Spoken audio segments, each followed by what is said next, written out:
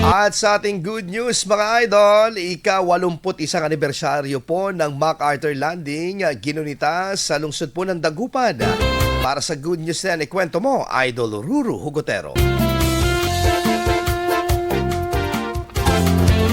Ipinagdiwang kahapon sa Dagupan City ang Liberation Day kasabay ng ika-81 anibersaryo ng paglapag ni General Douglas MacArthur sa pamamagitan ng isang programang ginanap sa West Central 1 Elementary School. Ang selebrasyon ay pag-alala sa makasaysayang sandali na nagbukas ng daan tungo sa kalayaan ng Dagupan mula sa pananakop noong ikalawang digmaang pandaigdig. Binigyang pugay sa seremonya ang mga sundalong Pilipino at aliado, pati na rin ang mga bayani na nag-alay ng kanilang buhay para sa kalayaan ng bansa. Pinuri rin ang katatagan ng mga Dagupenyo na sa kabila ng hirap ng digmaan ay muling bumangon at nagkaisa bilang isang matatag na komunidad. Sa paggunita, muling pinagtibay ng lungsod ang kahalagahan ng kasaysayan, kalayaan at kapayapaan, mga halagang patuloy na pinahahalagahan at ipinaglalaban hanggang ngayon. Yan ang ating good news. Ako si Idol Ruru Hugotero, Tatak IFM.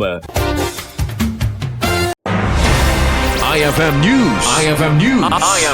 IFM News.